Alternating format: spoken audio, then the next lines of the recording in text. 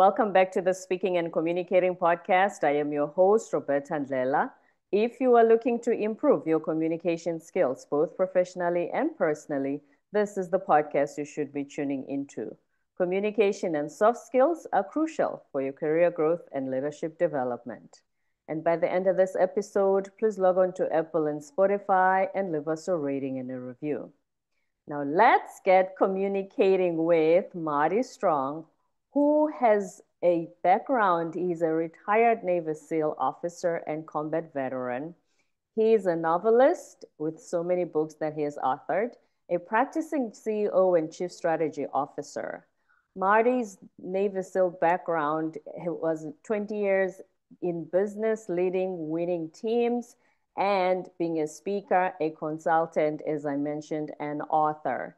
He's here to talk to us today about how the skills that he learned during his service have helped him in the business arena. And before I go any further, please help me welcome him to the show. Hi, Marty. Hi, Roberta. Thanks for having me. Thank you for being here. My pleasure. Welcome. Please tell us a little bit about yourself. Well, you hit on a lot of the high points. I was born and raised in Nebraska for the most part. Traveled a little bit in my teens because my father worked for the Department of the Army, so I was in Japan and Hawaii. Before at 17, I joined the Navy, and so I did 20 years in the Navy SEALs. And when I got out, I started managing money for United Bank of Switzerland. Did that for about 8 years, and then started getting into business leadership in corporations, and that's kind of what I'm still doing today. Mm. Speaking of that, a lot of the time we hear stories of those who were in the service of the country that sometimes it's challenging to adapt back into civilian life and finding work. It's almost like they feel unprepared for the corporate world. How did you make that transition?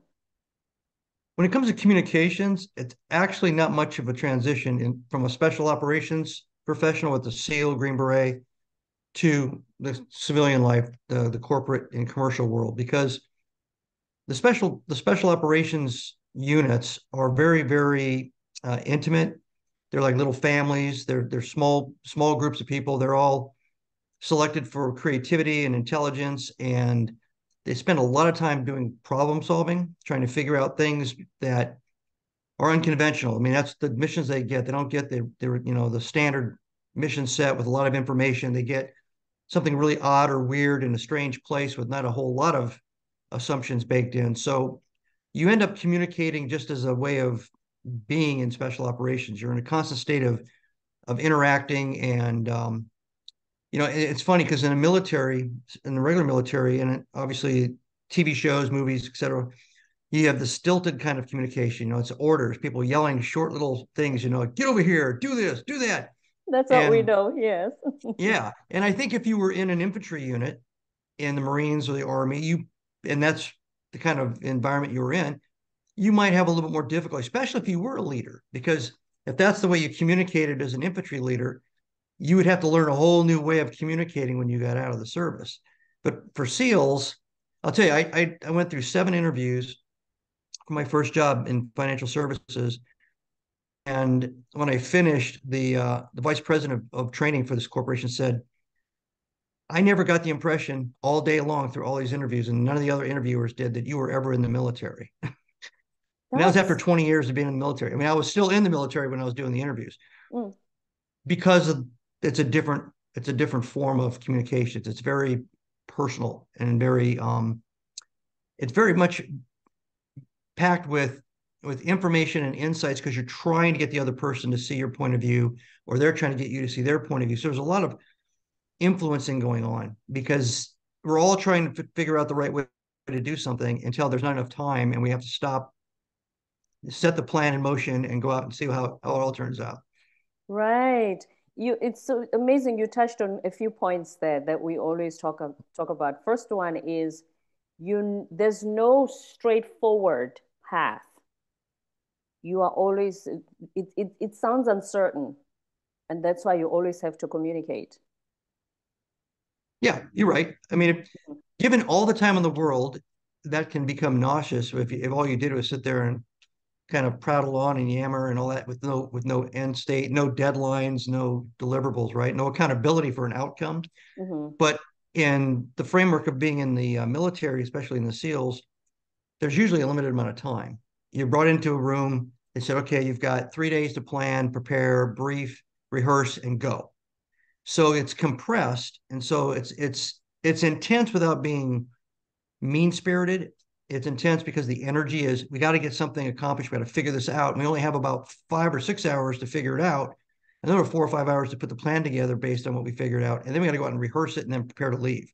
So there's a deadline. So it forces you to collaborate. It forces you to communicate because there's a deadline, because there's a short period of time. I think in an average organization, if there's no measurable outcome, nobody's really holding you accountable as a group or as an individual, you don't really have the same kind of, I guess, catalyst to communicate to an end state, to a purpose, to a conclusion on a regular basis, and then test it to see whether what you figured out is actually going to work or not.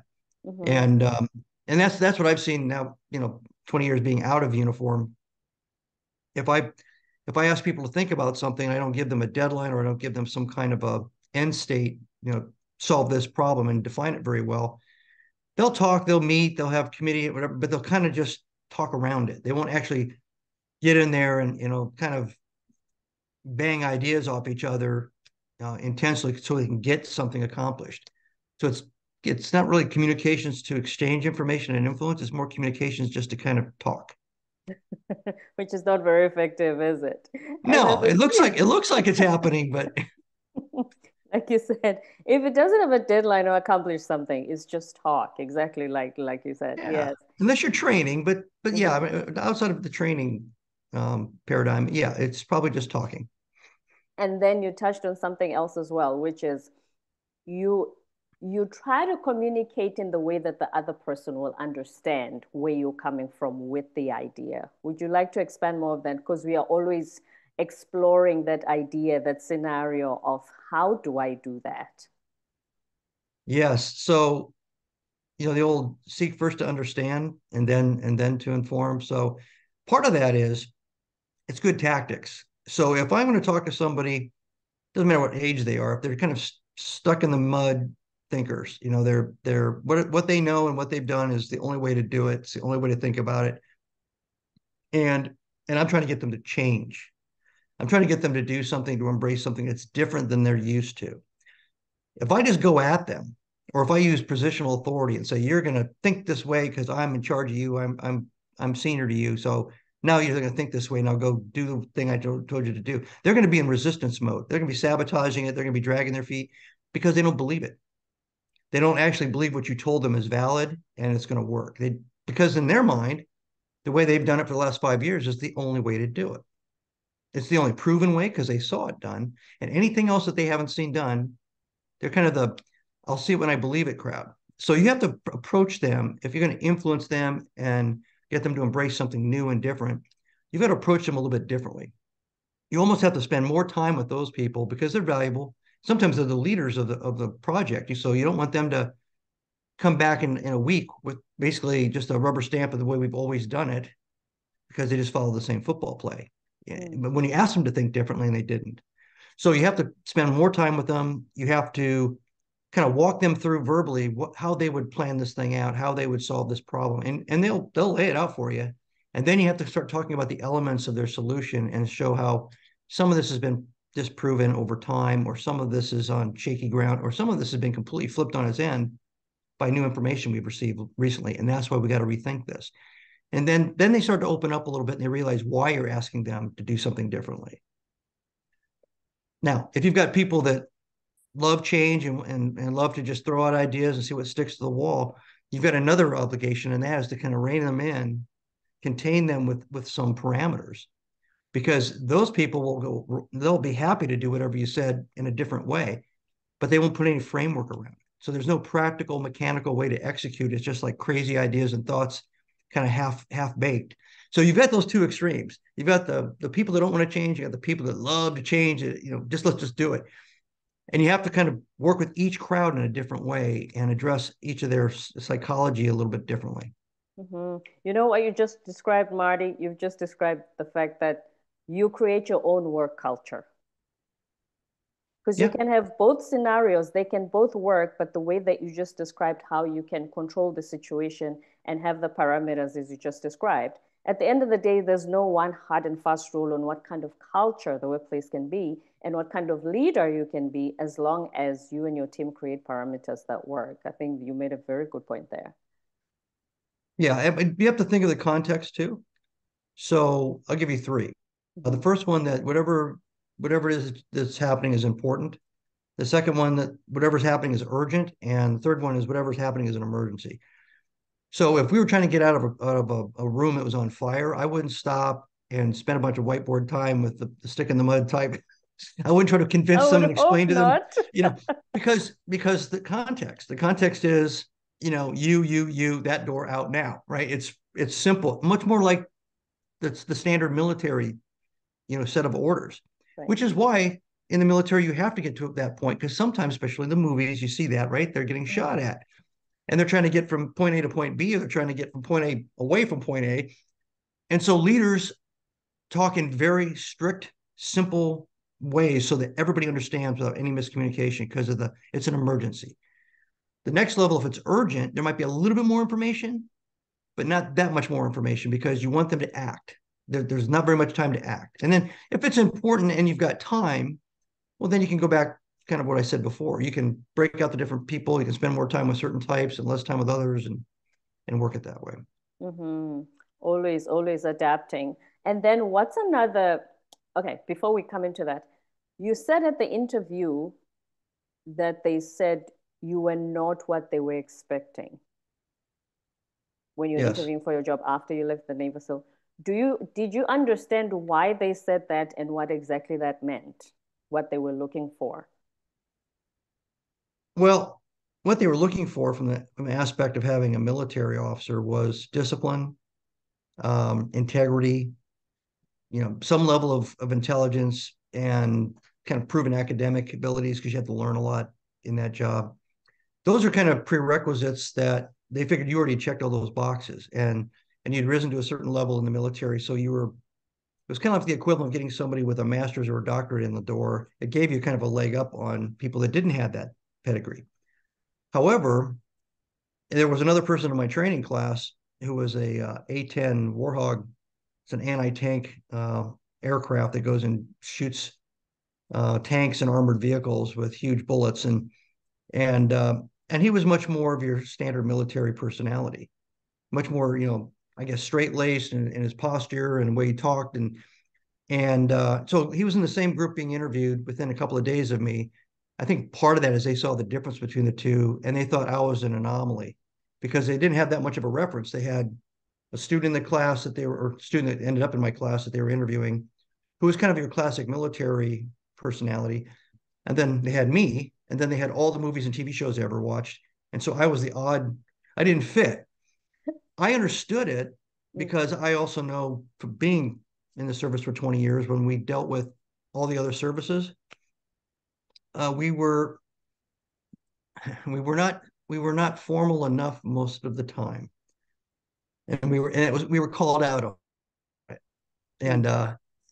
but that was just our nature. That's the way we were much more like a civilian group of problem solvers than we were a military unit, marching around and following orders. And that irritated some people, but so I already knew that was an issue with SEALs. That was okay. Right, right. I asked that, just a quick joke. I had a previous guest who was in the military and now actually is a professor of leadership at one of the Western universities. And he said when he applied for a corporate job, they said, this is a leadership position and there's no leadership in the military. Somebody actually said that out loud. Just funny. Yeah.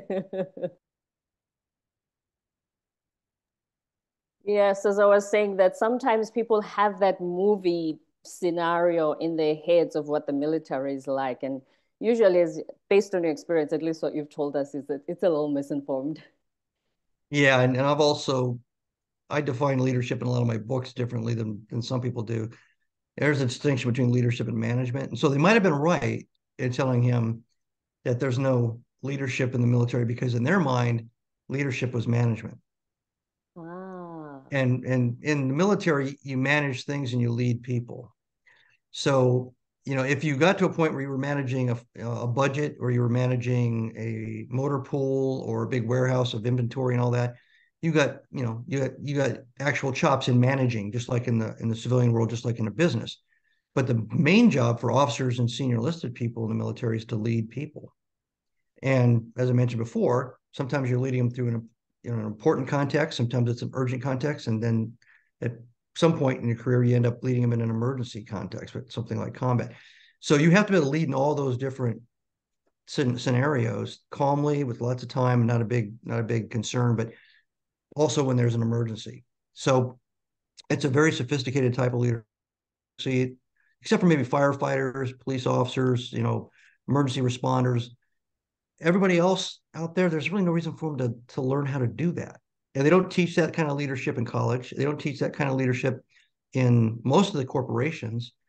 You may have a knack for being the person who steps up when everything's falling apart, and that's fine. But if you don't have, if you're not in the right rank position, whatever, everybody will say, "Wow, he stepped up there," but you're not going to get promoted because of it. Nobody's going to.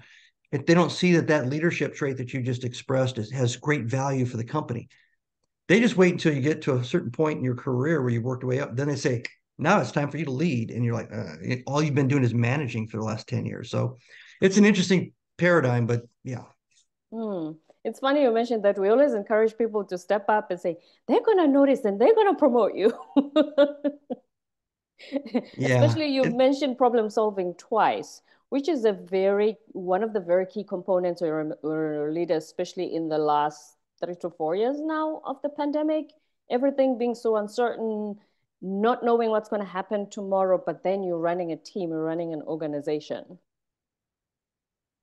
Yeah. So How does your background, sorry, how does your background help the principles you've learned? How do they help an organization in such uncertain times?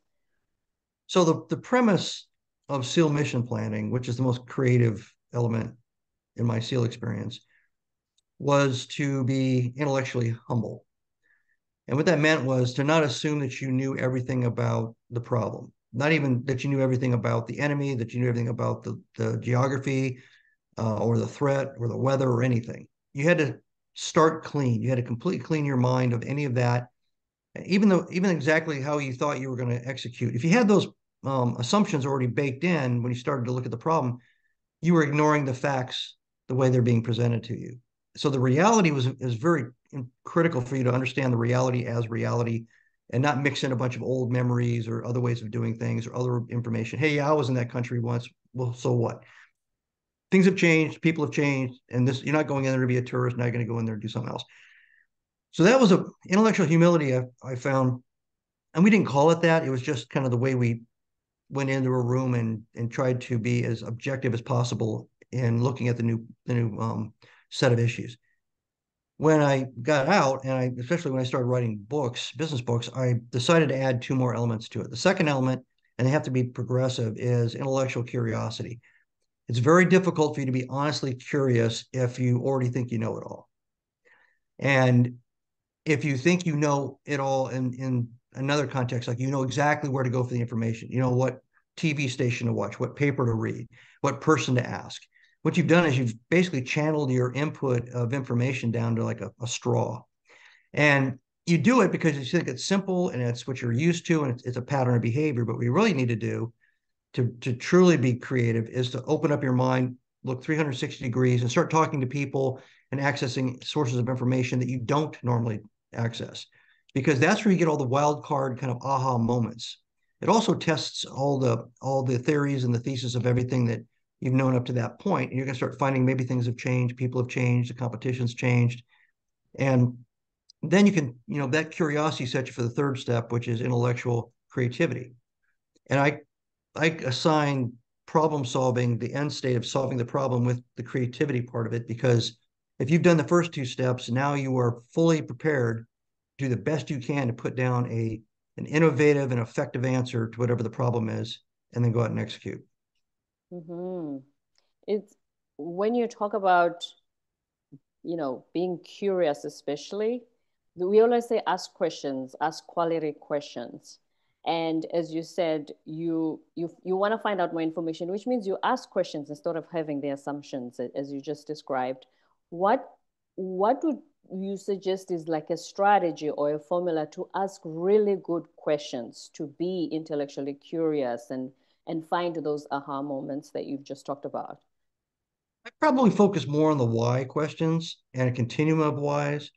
So if I came to you and I thought you knew something about, I don't know, bird watching, and I'd say, so how long have you been doing this? And then you say whatever you say. And I said, well, so why have you been doing it so long? And then where did you get your information? Well, why do you go there? You know, and what happens is when you ask a why question, it's open-ended.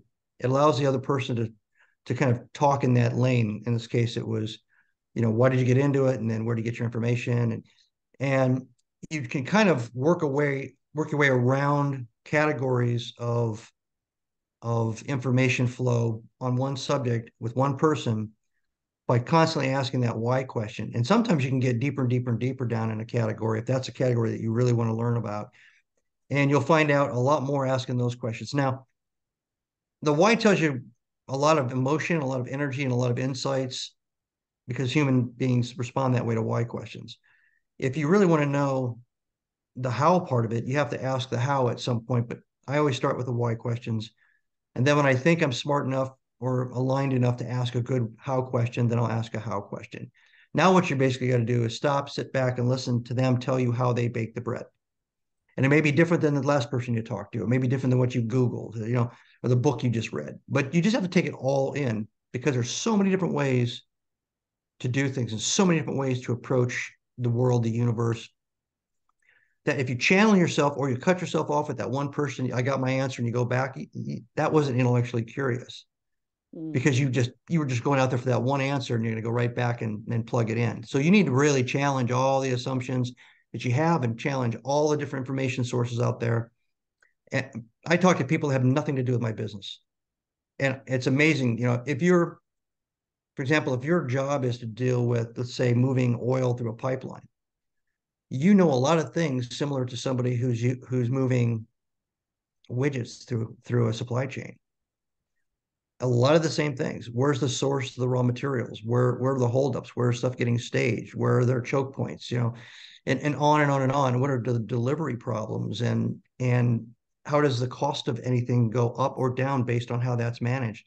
And you can talk to 5 or 6 different people from 5 or 6 different industries, and if they're doing a linear delivery part in their industry, it's almost exactly the same thing, but not quite. And you can pick up stuff from other industries that you can apply to your own. So it's don't channel yourself, don't focus on just people that look like you, act like you, been to the same school, same state, or even do the same job. Mm-hmm. The beauty of active listening and having diverse views Yeah. because it teaches you more. So, speaking of books, you have authored, is it 9 books? 9 novels and 3 business books. 9 novels and 3 business books. Wow. And let's talk about the 3 business books. First of all, please tell us the 3 titles and what your latest book is and what it is that you share there with the readers. All right. So the first book is called Be Nimble: How the Creative Navy SEAL Mindset Wins on the Battlefield and in Business. So it's a lot about what we've been talking about. Yes. That's mostly focused on pure leadership, challenges of scaling, kind of the internal and external dynamics of companies and organizations, talent management, how to source talent, how to groom, mentor, coach, and tutor talent. The second book is called Be Visionary: Strategic Leadership in the Age of Optimization. That is a book that's all about how to learn the art of strategy. And I don't mean the method to get to your strategic goal, but how do you create a strategic goal? How do you look at the horizon? How do you push your horizon out, looking for opportunities and threats? And then and eventually in the book, it teaches you how to then create an operational plan to achieve those aims, working your way back from that horizon. And the third book, which is up for pre-sale right now, is called Be Different: How Navy SEALs and Entrepreneurs Bend, Break, or Ignore the Rules to Get Results. It's all about innovation, creativity, the brain science that supports that all of us can learn again how to be as childlike and have a sense of awe, just like a 6 or 7 year old. It's unless you have Alzheimer's or dementia, you've got the same brain functions, and it's been proven by science. So it's basically a way to free yourself. We've talked to some of the elements here. Free yourself from what you've been told about thinking or how to think or what to think, and getting yourself more engaged in the creative part of your mind in everyday situations, family or professionally. Mm. It's funny you mentioned that we're all like children. You know how we talk about when, especially when we talk about speaking, and they say, don't just stand there, deliver the information and leave. Even grown-ups would like some joke in between, a story, something that makes them excited. Don't just think they sit there waiting for a lecture. Yeah, or you can, there's when I give speeches, there's a technique, and I read about this. I didn't make this up. There's a technique where you get away from the jokes at the beginning. Funny thing happened to me on the way to the stadium, whatever the joke is. Um, but you go with the more dramatic opening. So if I give a speech, I got one called "The Voices in Your Head." It's about dealing with adversity and kind of fighting that negative voice in your mind. And I start off with a story from my SEAL background, and that's how I start. I mean, I get up there, and as soon as the clapping stops, I said, "So I was 17 years old the first time I heard the voices in my head," and I go right into the story. And everybody's like this. They want to hear the story, right? Me too. And then because it's about adversity, they're thinking, wait, this is a Navy SEAL, they're not supposed to have any problems. They're supposed to be able to beat everything and all that. But here you are having a problem, right? So they connect with you right away, and they realize you're a human being, so you have flaws and weaknesses like any human being.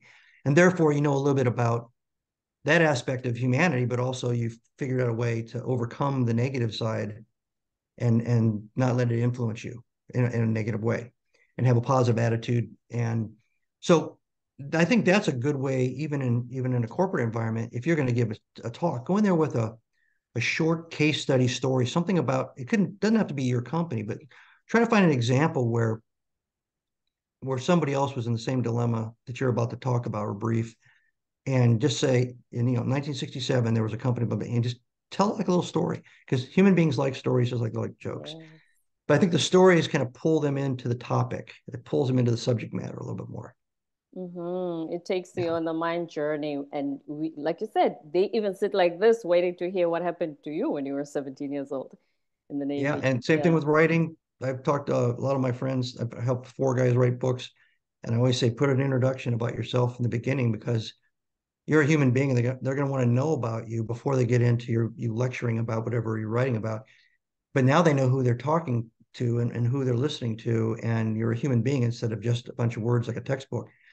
And it's funny, 3 of the guys, after they published, all 3 of them at different times came back to me and said, the one element of my book that people comment the most on is the first introductory chapter. What you suggested they read about themselves. Right, because Mhm. it it makes you a human, and not some plastic expert that just pumping out a bunch of words.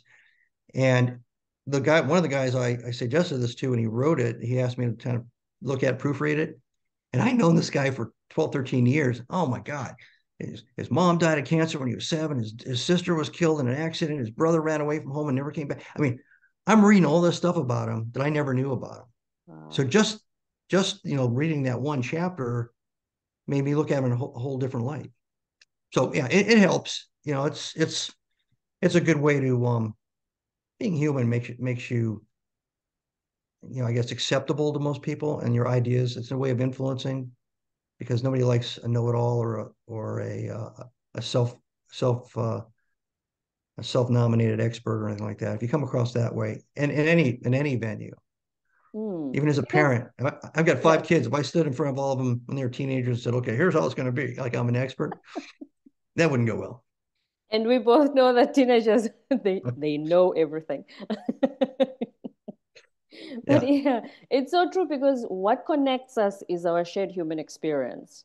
When you tell a story, especially about yourself, and there's a parallel in my life of something similar, that's what connects us. And that's why when you talk about not just your expertise, but about you personally, that's how people are going to connect with you and feel that you are part of them. And then they can listen, like you said, you can influence them for the rest of the time. Well, it opens them up. It drops the sales resistance, so to speak, and it's not a gimmick. Don't make up a fake story about yourself. Oh, no, no, It's we're not saying but that. because it's hard to sell. It's hard to sell that, and people can see through that. So, and I found that interestingly enough, people afterwards will come up to me and tell me it resonated, and then they'll tell me a little bit about their backstory, and I'm always amazed that connection happened because it was my story leading into what I was going to talk about, but it hit the bullseye in a lot of cases. So, and that's good. That's fulfilling, and that makes me feel like I accomplished something. Right. Now, any last words of wisdom for corporations who are interviewing retired Navy SEAL, fighter pilots, anybody from the Army who think, wait a minute, will you be able to adapt to a corporate environment? What would you say to them? Let's say that what you're looking at when you're interviewing somebody from the service is a very unique individual with a lot of individual skills that were paid for in many cases by up to $1 million in taxpayer money. And it just walked in and sat down in front of you.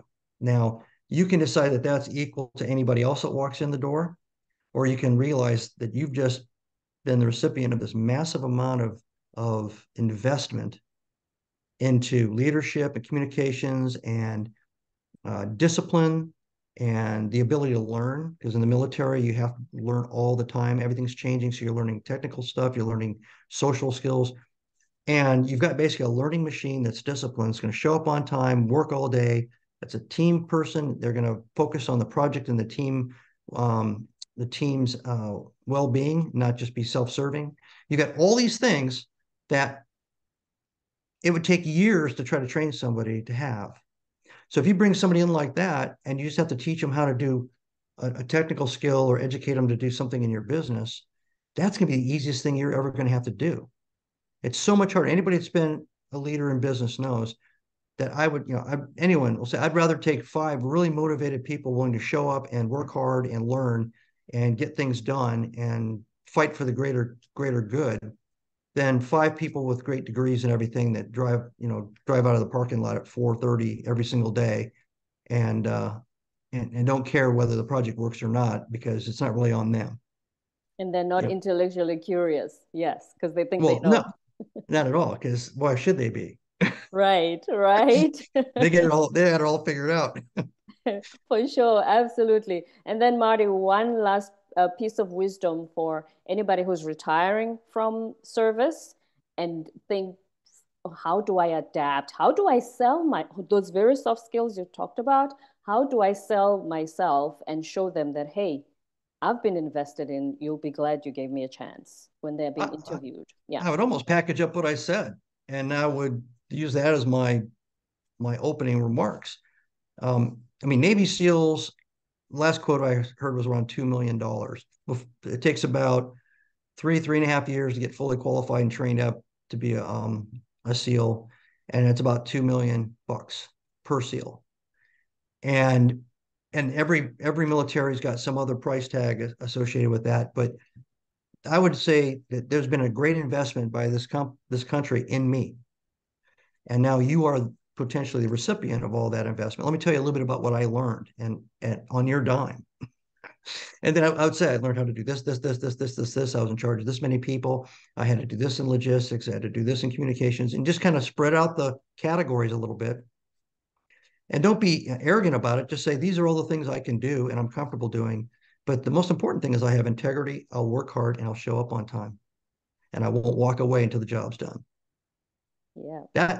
That now it may not resonate with HR people as much as owners, but well, because HR people aren't owners. Mm. Owners really understand that.